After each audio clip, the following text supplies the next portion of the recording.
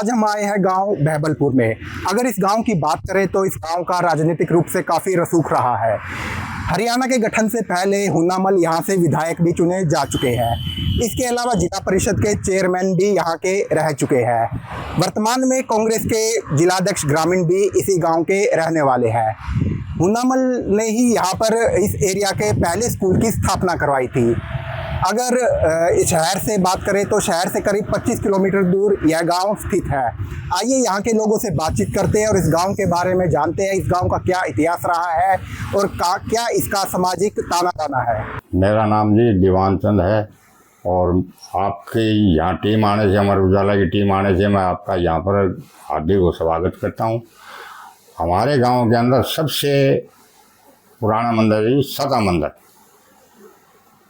और उसके बाद तो देखो जी सदा मंदिर से पहले ही जो ये दादा खेड़ा का जो मंदिर है, हम तो उसी को मानते हैं ज़्यादा।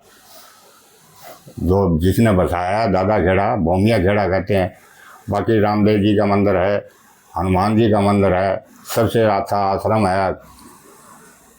तो ये सता मंदिर का क्या इतिहास रहा है, इसके बारे में? ये तो देखो जी बुजुर्ग ही बताते हैं जी, एक मैम का बनिया था और वो उस टाइम अंग्रेज़ों के टाइम की बात है, मुसलमानों के टाइम की बात है।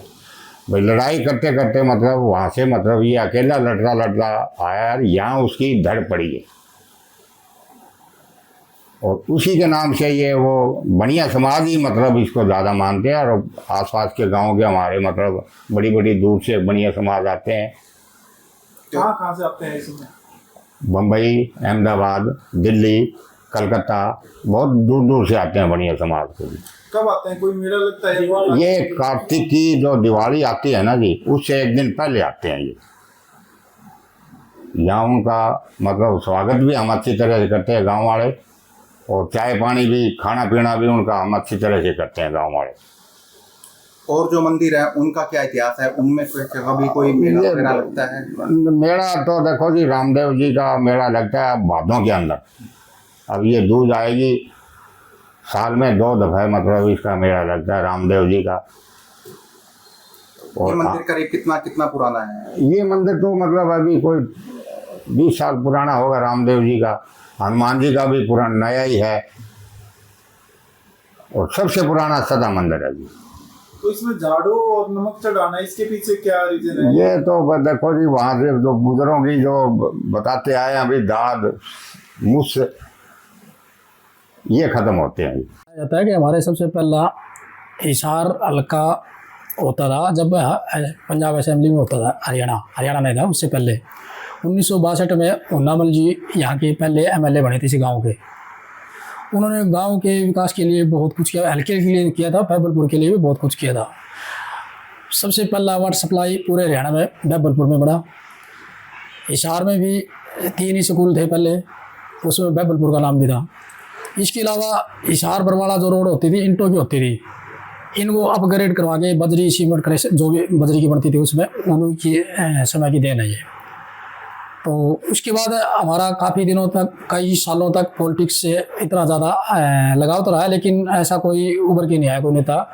उसके बाद हमारे बिरजलाल होते थे जो जिला परिषद के चेयरमैन बने थे, हुड्डा की सरकार थी उस समय। और अब इस समय दो है, एक तो कांग्रेस का ग्रामीण जिला अध्यक्ष बिरजलाल है और दूसरा भजनलाल कुमार महासभा का प्रधान हल्का। पूरा ये जिला ही है, पूरा जिला हिसार में है।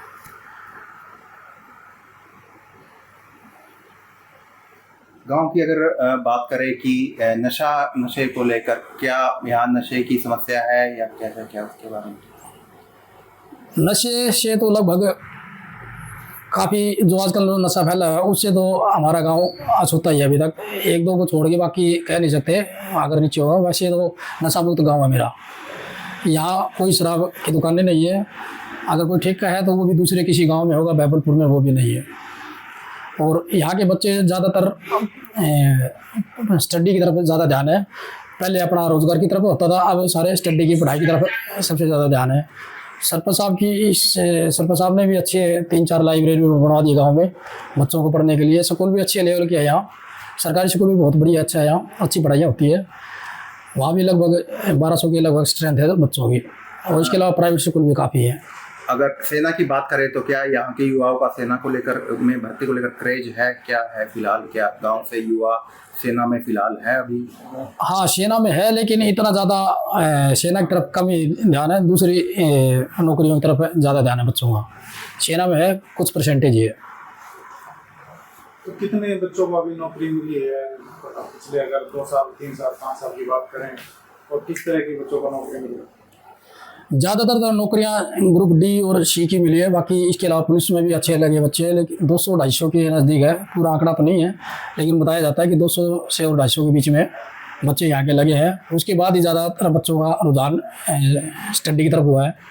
नहीं पहले तो क्या क्या ऑटो मार्केट में जाते थे, या भेड़ फार्म है या नज़दीक के उनकी, या ट्रक ड्राइवर होते थे, लेकिन जैसे ही अभी बच्चों जैसे नौकरियां मिलने लगी है, उसके बाद बच्चों का ज़्यादातर ध्यान पढ़ाई की तरफ बहुत हो गया है। तो लाइब्रेरी में जो 3 लाइब्रेरी आप बता रहे हैं, उसमें कितने बच्चे रोजाना तैयारी कर रहे हैं? तो तीनों लाइब्रेरी के लगभग 150 के लगभग बच्चे तैयारियां करते हैं सुबह से शाम तक, बहुत बच्चे हैं। और लाइब्रेरी होने से एक बेनिफिट ये है कि उसको जैसे ही समय होता है ना, उस हिसाब से समय निकाल के वहाँ लाइब्रेरी में जाके अपना पढ़ाई कर सकते हैं। स्वास्थ्य की अगर बात करें तो स्वास्थ्य की क्या सुविधाएं है गांव में? क्या कोई पीएचसी सीएचसी है गांव में? स्वास्थ्य के बारे में तो हमारा गांव पिछड़ा हुआ है। अब हुन्नामल जी के समय ही बनी थी एक जो बोलते हैं प्राइमरी हेल्थ सेंटर जो होता था, अब वो जर्जर हालत में हो गया। उसके बाद इतने साल तक उसकी संभाल नहीं हुई, अब है लेकिन वो उसमें मिलता कुछ नहीं है कि अभी वो तो एक गर्भवती महिला होगी, उसकी जांच होगी, या छोटे मोटे सर दर्द की दवाई मिल जाती है। बाकी तो स्वास्थ्य की तो यहाँ पीएचसी या सीएचसी की बहुत ज़्यादा ज़रूरत है, क्योंकि गाँव भी बहुत बड़ा हो गया और आसपास के 7-8 गाँव उनके बीच में अकेला गाँव है। अगर सरकार से डिमांड है कि अगर स्वास्थ्य की तरफ भी ध्यान दिया जाए तो गाँव में काफ़ी कुछ सुख सुविधाएँ मिल जाएंगी। तो इस गांव में अगर खेती की बात करें तो खेती का स्तर कैसा है? ये क्या गांव किसी के लिए कुछ चीज़ों के लिए कोई फेमस भी है? सब मत बहुत कुछ है इस गांव में। सब अपने हाथों से खेती करते हैं, गाजरों की, काचरों की, सभी सब्जी लगाने लग रही है, पूरी पैदा फुल। कई साल से पूरा हरियाणा के अंदर गाजर मशहूर है, बैबलपुर गाँव। तो ये कैसे इसकी शुरुआत हुई थी, किसने सबसे पहले? कैसे कई साल पहले वो जय सिंह घोटला एक सरायगढ़ वो लिया बीज, फिर ताराचंद सरपंच के पिताजी उसने दोनों ने स्टार्ट करी गांव के अंदर। सबसे ज़्यादा मशहूरी उन्होंने करी है गाजरों। तो यहाँ जो गाजर की पैदावार होती है, कहाँ कहाँ सप्लाई होती है गाजर यहाँ से? यहाँ से जाती है जी पंजाब में कुरुक्षेत्र, हम दिल्ली, चंडीगढ़, बहुत दूर दूर तक जाती है, राजस्थान में जाती है, बीकानेर तक। कितने किसान गाजर लगाते हैं? अब तो बहुत ज़्यादा लगाने लगे, 100 से भी ज़्यादा किसान गाजर लगाते हैं। 10-10 कितने एकड़ में? एक आदमी तो 20-20 एकड़ में लगाने लग रही है। तो गाँव में कितने एकड़ में टोटल गाजर होगी, कुछ आइडिया? गाजर पिछले साल तो जी 300 एकड़ में गाजर। इससे कितना फायदा होता है किसानों को? फायदा तो जी देखो इस बात पर बात है, पूरा बाज है तो 1.5 लाख रुपये 2 लाख रुपये किलो की इनकम बच जाती है जमींदार को। और सब्जियों की भी आप बात कर रहे थे, गाजर के अलावा और कौन सी? और मूली भी है, गोभी भी बहुत बीजते हैं, प्याज भी बीजे, हर एक सब्जी। ईद जो तोरू है, घिया है, टिंडा है, इनकी फसल खत्म हो गई, ये फूल बेचते हैं। हमारा गांव बसाया पूरा राम नाम का बडेरा था, उसने बसाया। अब बात यह है कि बैबलपुर गांव नाम कैसे टिका, वो हमने बडेरों से सुने है। हम नहीं थे उस टाइम, बडेरों से सुने, हमारे बडेरों से, कि वो राजस्थान से बगड़ी गांव है, उस बगड़ी गांव से चल के आया।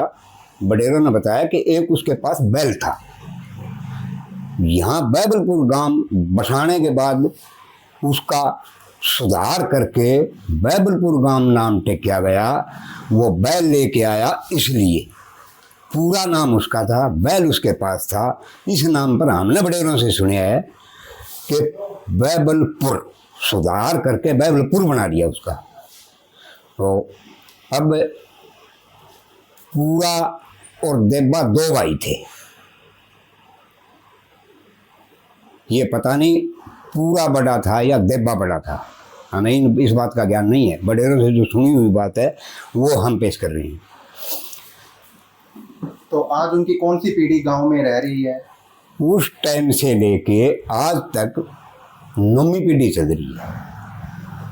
पूरा राम की जो पीढ़ियां हैं उससे लेके आज जो पीढ़ी चल रही है 9वीं पीढ़ी चल रही है हमारे परिवार में। तो कितने साल पहले ये आए थे? ये पता नहीं जी, हम तो ये अंदाजा लगा रहे हैं कि 250 और 350 साल पहले, पीढ़ियों के हिसाब से हम अंदाजा लगा रहे हैं। हमारे गांव में खेल सुविधा 4 किलो में स्टेडियम बना हुआ है, उसका अच्छे से मेंटेनेंस है, पीने का पानी का है, जिम का है, बढ़िया सुविधा है। गांव में खेल नर्सरी है, कुश्ती का लिए हॉल है और ताइक्वांडो के कोच है, कुश्ती का कोच है। इस तरह की तमाम सुविधाएं हैं हमारे गांव में। तो गांव के ऐसे खिलाड़ी है कोई राष्ट्रीय स्तर पर या अंतर्राष्ट्रीय स्तर पर जो पदक विजेता खिलाड़ी है गांव में? हाँ जी, जाते हैं जी हमारे नर्सरी से। तो अभी हाल ही में कोई पदक विजेता कोई पदक जीत के लाया है कोई खिलाड़ी, ऐसा कोई खिलाड़ी? अभी हाल ही में सर योगा में जाते रहते हैं सर। शिक्षा के स्तर की बात करें तो क्या क्या शिक्षा के नाम पे जो सुविधाएं क्या क्या है, किस लेवल के स्कूल है यहाँ? शिक्षा के मामले में सर हमारी पंचायत का विशेष मोटिव है। हमारे पंचायत में लगभग 3 के लगभग तो लाइब्रेरी है जो अच्छी तरह से चल रही है। उनमें अनेकों सुविधाएं हैं, जैसे एसी की हैं, पानी की पीने के पानी की है, किताबों की है, बढ़िया डेकोर है। उस तो क्या इसकी कोई फीस वगैरह भी आप लाइब्रेरी की बच्चों नहीं सर, यहीं लाइब्रेरी में कोई फीस नहीं ली जाती, पंचायत की तरफ से है, बिल्कुल फ्री है। स्कूलों की बात करें तो कितने स्कूल है गांव में और किस लेवल के हैं? गांव में सर एक तो पीएम श्री स्कूल है जो गवर्नमेंट स्कूल है, और प्राइवेट स्कूल है 3-4 स्कूल है प्राइवेट। क्या लड़कियों के लिए कोई अलग से कोई स्कूल है सरकारी स्कूल की अगर बात करें तो? नहीं सर, लड़कियों के लिए नहीं है, लड़की और लड़कियों का मिक्स है। गांव में पुलिस की मांग भी एक बार, क्या इस पर कोई प्रयास चल रहा है गांव, या कोई डिमांड आप महसूस करते हैं किस तरह होना चाहिए? जरूरत नहीं। कॉलेज के बारे में तो हमने मंत्री जी से बात की थी, लेकिन उन्होंने कहा है कि 15 किलोमीटर के अंडर आपके कॉलेज है, लेकिन ये पॉसिबल नहीं है और इसके बारे में हम कर रहे हैं। ITI भी शायद आपके साथ वाले गांव में बाडोपट्टी में? हाँ जी, ITI मंजूर है जी। हमारे साथ वाले गांव है बाडोपट्टी, वहाँ में उसका बहुत फ़ायदा मिलेगा हमारे गांव के युवाओं को, बच्चों को। अगर आप ये वीडियो YouTube पर देख रहे हैं तो हमारे चैनल को सब्सक्राइब कर बेल आइकन दबाएं, और Facebook पर देख रहे हैं तो हमारे पेज को लाइक करें।